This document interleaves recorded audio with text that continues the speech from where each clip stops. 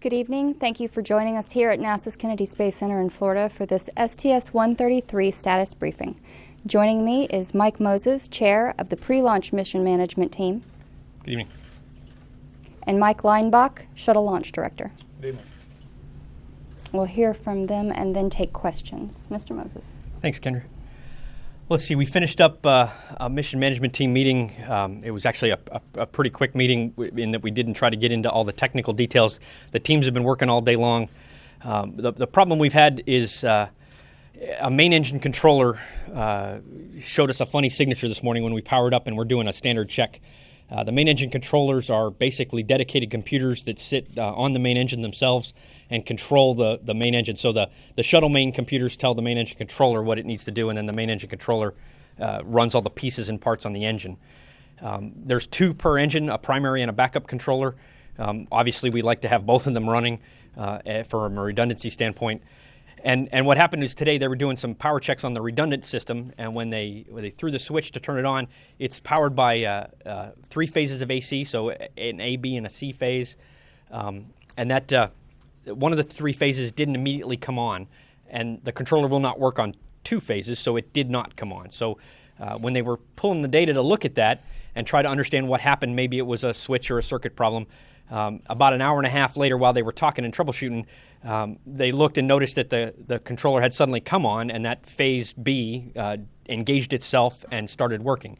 And that's actually not all that uncommon. These circuit breakers are basically single pole push switches, and they build up a little bit of contamination, a little bit of carbonization, and sometimes you have to scrub them by cycling them back and forth mechanically, moving them around to knock some of that loose. Historically, we've seen that in circuit breakers before. So that alone didn't really cause a whole lot of concern, but we did want to talk about the fact that it kind of healed itself after time. But again, that by itself is not all that big of a deal. So they talked a little bit, and the troubleshooting plan they came up with was to cycle that breaker a little bit to try to make sure we've shaken everything off of it, do some actual power-up sequences of that main engine controller, make sure it was healthy, and let it run its own self-checks to show that it was okay. While they were doing that, they noticed a little blip in all 3 phases, it's hard to nail it down because there's the circuit that feeds off the voltage is really feeding us a summation of all 3 phases. So to call it a 5-volt change in the circuit's actually not true. But needless to say, let's keep it in layman's terms. The signature coming out of that circuit showed another little glitch that was a little bit unexpected and we hadn't seen before. The teams struggled with that all day. Struggled's not the right word. They grappled with it all day to try to come up with, is there one cause here? Is there 2 problems? Is it something we understand? Is it in the controller? Is it in the power feed system? Is it the circuit breaker? Is it the switch? Is it the AC system on the vehicle? And in running through all that, they got to a really good story, and I think if we would have had about a 9-hour MMT, we could have heard all that data, judged it all, and been good to fly. But that's not the right thing to do for this team to try to then come in the morning and tank and launch. So it was a pretty easy decision to say that we're getting really close to having really good understanding of the problem, but we need to polish it, we need to organize it, we need to make sure that we're not wrong about it. And in that, we do 2 big things. One is we want to, even though we think we understand the problem, spend a whole lot of time talking about what if we're wrong. So what's going to happen if this controller does flake out, either in the count tomorrow or Thursday now, or once we start going uphill after launch. So what are the consequences? What's our tolerance? What margins does the system have if there's a problem? The other big piece of that is to make sure we're not, to put it bluntly, crafting a solution that matches what we think the problem is, and that we're actually having a good physics-based understanding of the phenomenon. Does it make sense that a circuit breaker with a little bit of bad contact could explain both of these signatures we saw?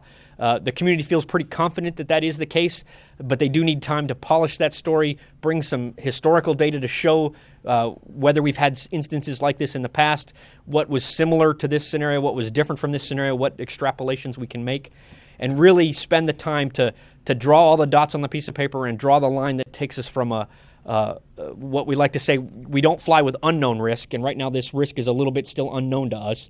We're going to take another day to get to know it better, for lack of a better word, and make this a known risk that we do understand and we've quantified. You've seen us do that time and time again. It's one of the fundamental tenets of NASA and the Space Shuttle program, that we make sure we truly understand the risk we do fly with. You don't want to ever go with unknown risk. And so we're going to take an extra day to do that. Like I said, I think we could have gotten there. I think the data is there in the team, but it's really the better part of Valor to let them have the time to go put that story together in a nice, crisp package that we can all walk through tomorrow. So our plan is to let the teams do that. They're going to be working pretty hard overnight and in the morning, and we're going to reconvene tomorrow at 2 p.m. Eastern Time for another MMT. Typically, when we have MMTs, we like to let the teams go off, get their answers, vet that through all the sub-elements, the safety reviews, the independent reviews, the ground ops team, the orbiter teams, the JSC teams, the KSC teams, and come to the MMT with a nice, here's the answer, this is what you should vote on. Makes my job really easy. Tomorrow we'll do it a little different because we're not going to have that chance. We're going to let the teams come in, present all that data. We're going to sit and talk about it, and then we'll kind of take a break and let those little sub-teams go off and have their meetings and talk, and then we'll come back. I don't know how long of a break I'll take, a half an hour, an hour. We've done this before when we face a time-critical problem. It's easier to let the teams all hear the data together and make a decision together rather than trying to kind of one by one step through the process of one team's okay and recommends the next thing. We all kind of need to hear the whole story together. So tomorrow, you guys might be looking for data coming out during the day, but really it's gonna head right into that MMT where we hear the story and then decide whether we're good to go. Mike can talk to you a little bit about what they're doing at the pad to set up for that. The team's brought some options forward to look at, can we just R&R that circuit breaker? Can we R&R the engine controller? And R&R, I mean remove and replace. The work to do that is pretty invasive, both on the engine and on the controller and on the circuit breakers. We probably could have taken that work, but by doing so, we would have introduced a fair bit of risk into the system by making that change. Anytime you break an electrical connection, we like to do a complete retest of that connector. Some of those circuits we can't retest at the pad. Main landing gear, prox-op sensors you can't go test. ET doors we can't go test right now. So there's some things we couldn't retest, and so we'd have to buy some risk. And really, Mike and I talked right up front, and it was not worth even talking about that risk. So we took that right off the plate. And what we're going to do is focus on the rationale to fly in the condition we're in. And if that rationale tomorrow doesn't sound good enough, we'll see what more time we need to make it a story that we are comfortable with. And ultimately, if we find that we cannot get comfortable with the scenario we have, then we'll go down the path of R&R because that is a little longer-term investment in time and effort, and then the retest that would be needed to do that. And so that was a lot of risk that by taking that off the plate tonight, we let the teams really focus on the problem at hand and not worrying about too many options at once, which is another thing this team is really good at, is building lots and lots of options. But again, the main theme today was to focus and let them narrow down. And like I said, I think they had the answer for me. It's just a better part of Valor. And to be honest, it lets me have some dinner then later tonight rather than meeting all night long and then having to come right back in at 5 a.m. to help Mike and let him know and get his team ready to tank the vehicle. So this was a pretty easy decision on my point. The problem is pretty simple. It's got a few nuances that we haven't really seen before. We're going to let the team make sure that we're not doing something a little too, like I said, that we're not being too aggressive on our analysis of the problem, and I fully expect tomorrow we'll hear a decent story and be ready to press ahead with a Thursday launch. So I think that's enough for now. I'll let Mike give you his comments. All right, appreciate it. We'll see from an execution perspective, we are in the T-minus 11-hour hold, and we will remain there for an additional 24 hours.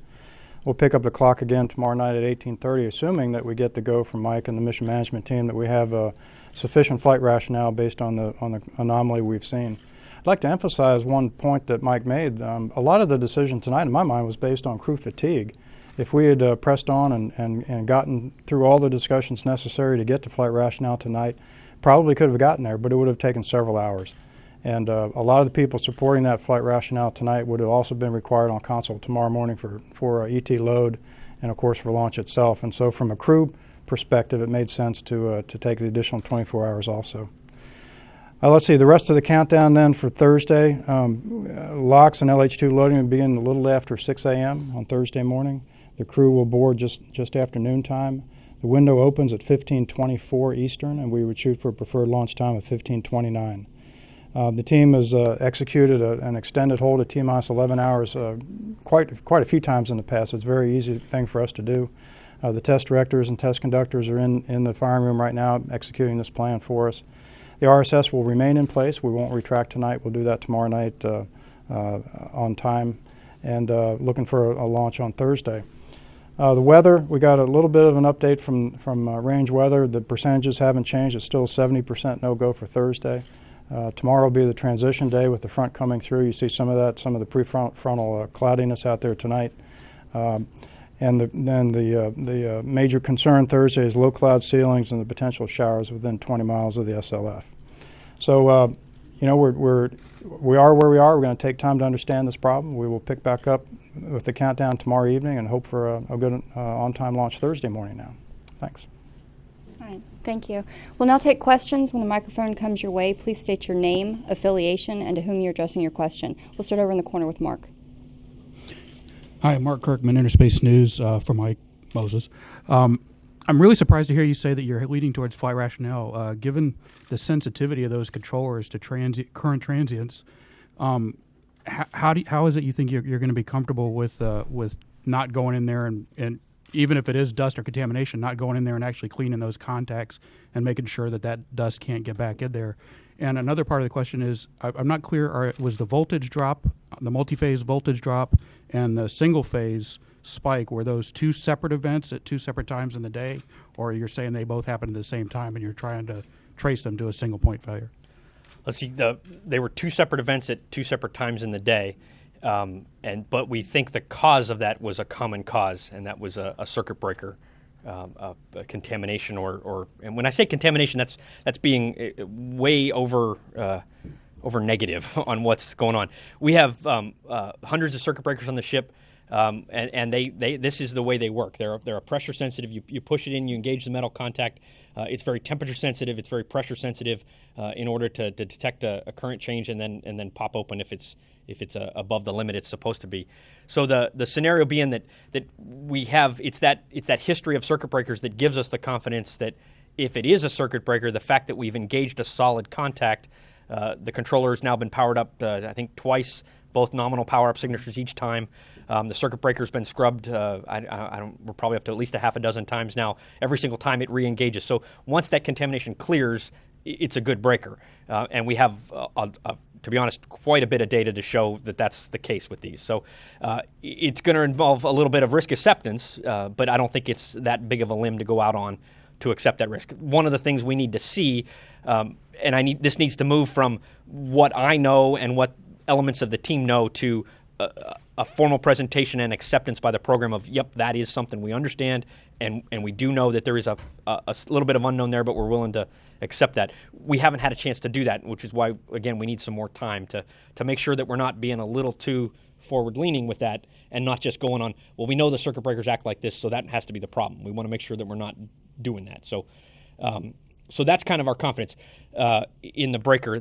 And the piece that we're really going to give them time is to draw that connection between those two separate events, and how do you show that that's one cause that did that. And again, the engineering teams are pretty confident with that, but they need to spend the time to make sure that they can prove that to us.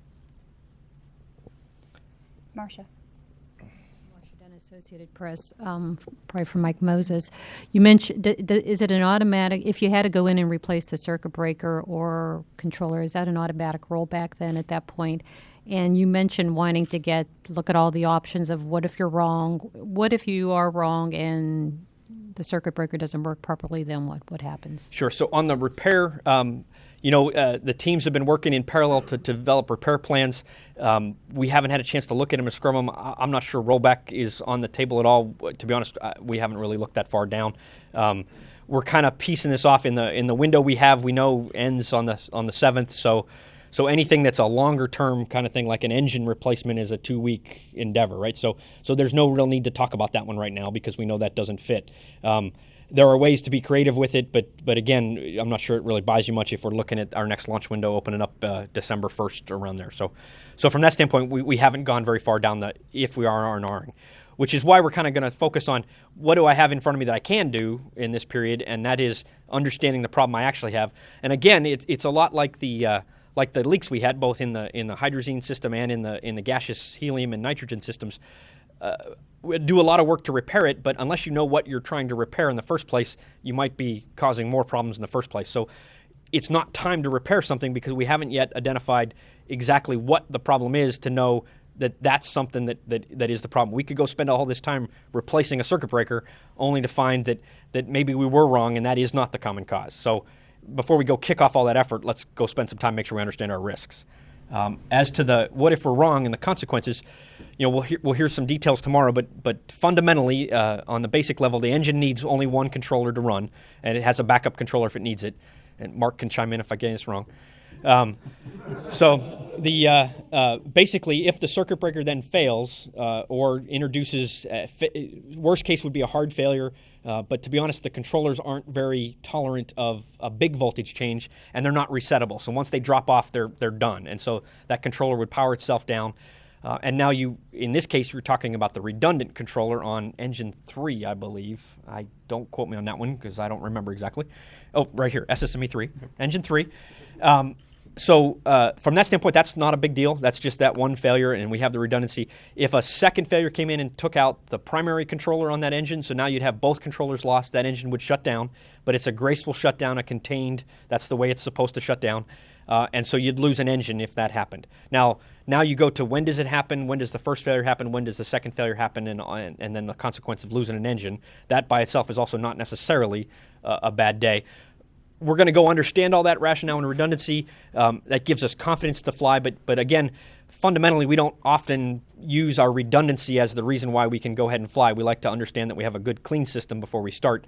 But the other piece of this that's going to be good is we have the ability to monitor this right up and through main engine ignition and even SRB ignition to know if the problem does reoccur. If it did reoccur, that would probably give us pause. But again, we need to tie that, and that's one of the forward actions coming out of tonight was if it occurs again, what's that mean? What are you going to do about it? And so the teams are going to build that story for us as well. Bill. Bill Hart with CBS for either of you. But just to follow Marcia's question, if it's anything other than develop rationale to fly as is, are we out of here in this current window? In other words, can you replace a circuit breaker or panel and get that done and still get an opportunity at the end of the window, or is it fly as is or nothing in this window? Well, see, the teams are developing that plan to change out the circuit breaker. I can tell you it would require powering down the ship before we would go after that circuit breaker and the panel that it's on. Before you power down the ship, you have to get the cryogenics off for the fuel cells, so we'd have to deservice PRSD. Then power down the ship, get into that work, reload PRSD, get back into launch countdown. It'd be very, very tight, I can tell you. The guys are looking at that plan right now. I don't have the answer for it. I can tell you it'd be very tight, though. It'd be a lot of work, and that's what Mike was getting into earlier. Or is the value of that worth the risk of doing all that work? You're opening up this panel, you're changing out a circuit breaker, not knowing that the circuit breaker is exactly the problem right now. We may be chasing the wrong thing, and so we really want to understand where the problem is before we press on. L4. So yeah, left-hand side behind the commander.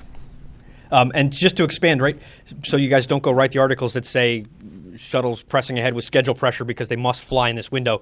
That didn't factor at all into my decision. If I'd have had, like Mike said, we talked before the MMT, if I'd have had 2 weeks of launch time, I still would have made this decision tonight because we don't yet understand enough what to do next. And so tonight lets everybody understand it. Tomorrow we see what the action is. If tomorrow we come in and go, we either still don't understand it or we understand it and we need to fix it, then we're going to go do that. We're not going to just go fly as is. But so when I say we're going to go focus on fly as is, that's not to preserve schedule. That's really to understand the problem first. And we kind of talked about this when we were talking about the leaks. Fix the problem and then set the launch date. So we're going to go understand the problem and decide if we have to fix it, and then we'll talk about the launch date. Irene. Irene Klotz with Reuters. Two, launch window questions.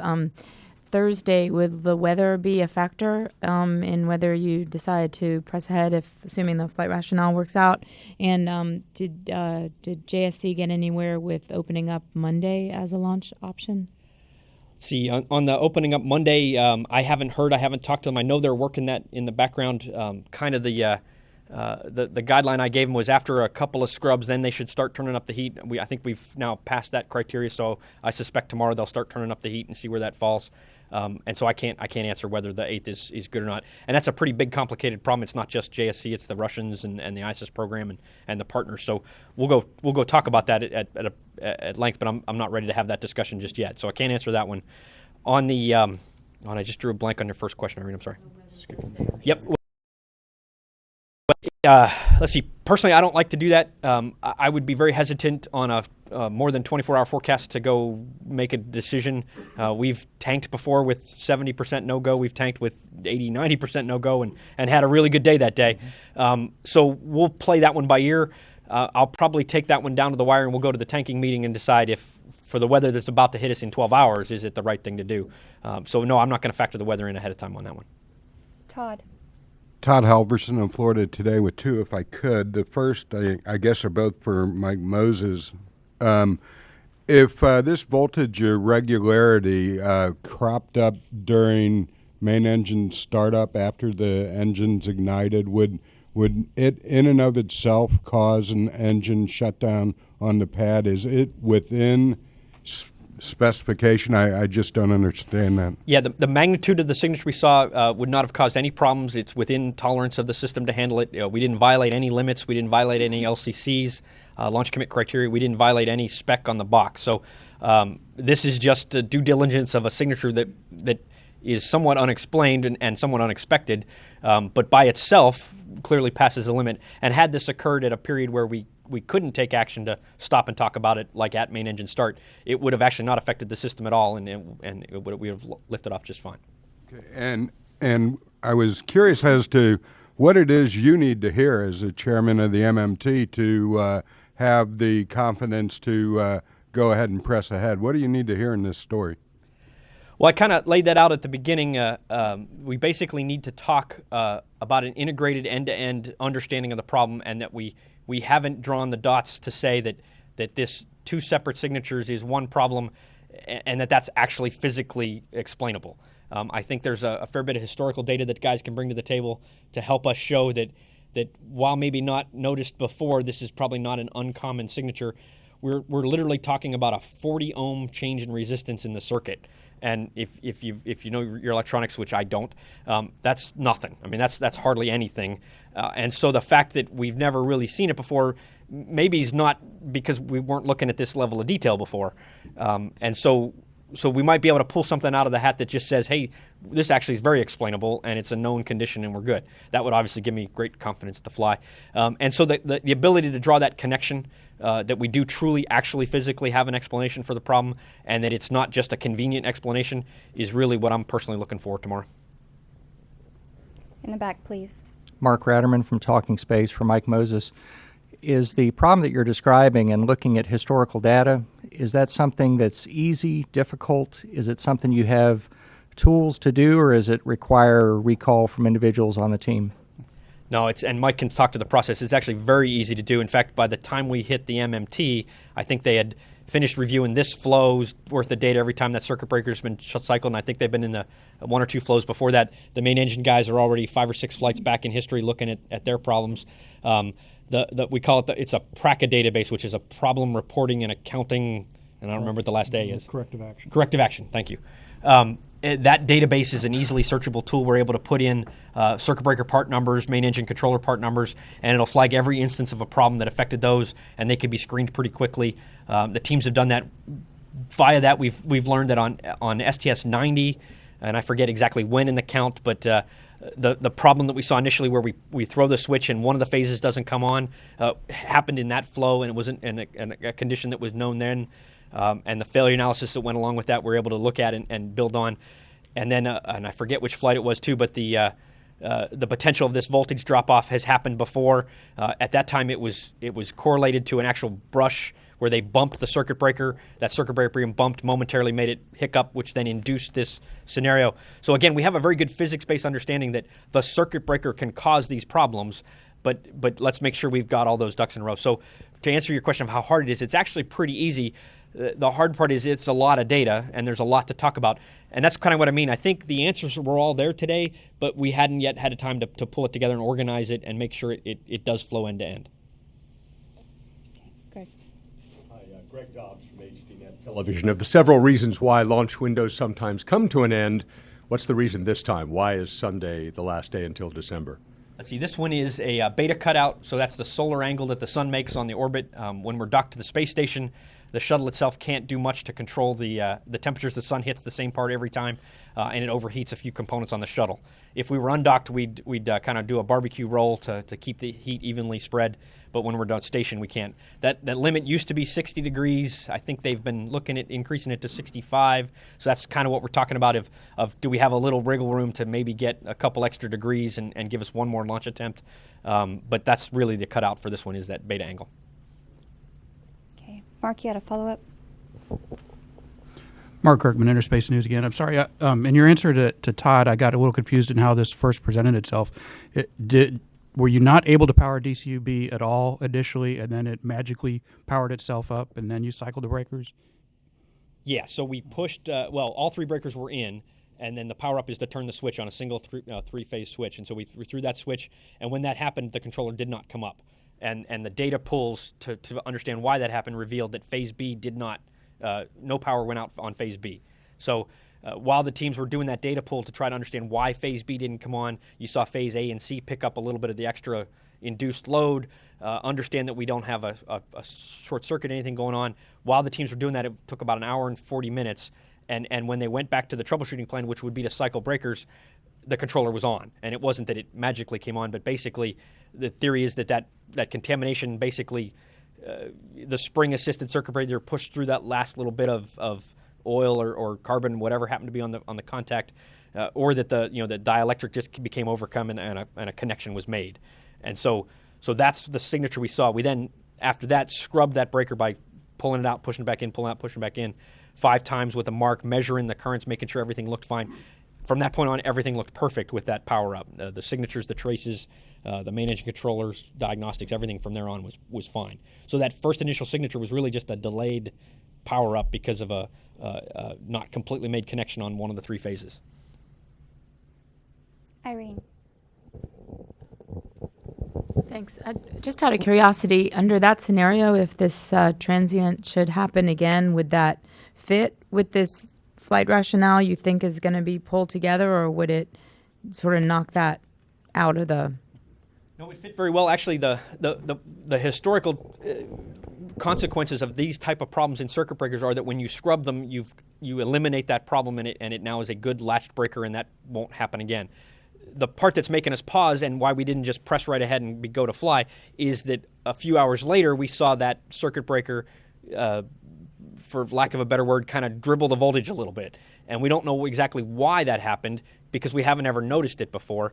It might be because we weren't looking before. It might be because we don't quite understand the failure mode, and that's what we need to find out. So the concept of if this was just that breaker, we scrubbed it and it made a good contact, the teams were ready to go, we're good with that problem. We've cleared that and it's okay to fly. That happens a fair bit on these breakers. And if you saw that dribble thing again, would that be an issue? Yeah, so as some of the other questions said, if this reoccurred as is, it doesn't violate any limits, it doesn't hurt the controller would have been just fine. So if it reoccurred at the magnitude we saw it, there'd be no problem whatsoever. We just want to make sure we're not, that if it gets worse, what's going to happen? If it happens at the wrong time, what's going to happen? Is there a way it can manifest itself differently, affect multiple controllers? We're going to answer all those questions before we're ready to fly and not just go on if it repeats itself, it's going to be okay, so that one's okay. We need to know why it happened and what happens if it gets worse. Bill? I assume the commander listened in to the MMT. Did he have any comments on any of this and where you guys are going? Let's see. Typically, the crew's not actually part of the MMT. We do have a flight crew rep on the team, and so he was definitely there and involved. Again, today's MMT wasn't a question and answer session. It was more of a lay out the problem, recognizing that we're not ready to present, and giving the teams the action to go back and gather that data. But they have been following all day long and plan on following overnight. So, as far as Commander Lindsay and what his personal level of knowledge is, I don't yet know, but we will be tagging up with him later. Another one for Mike Leinbach. Obviously, this is the last flow for Discovery. You guys, it's turned into a little bit of a drama, I guess, with the valve issues you guys have had and the troubleshooting. Any disappointment on the team, or is it just another day in the firing room?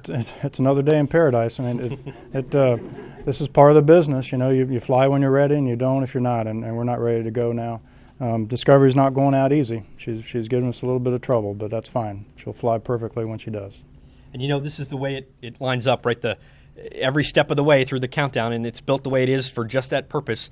You do a lot of checks ahead of time before you get to the pad. When you get to the pad, you check it out.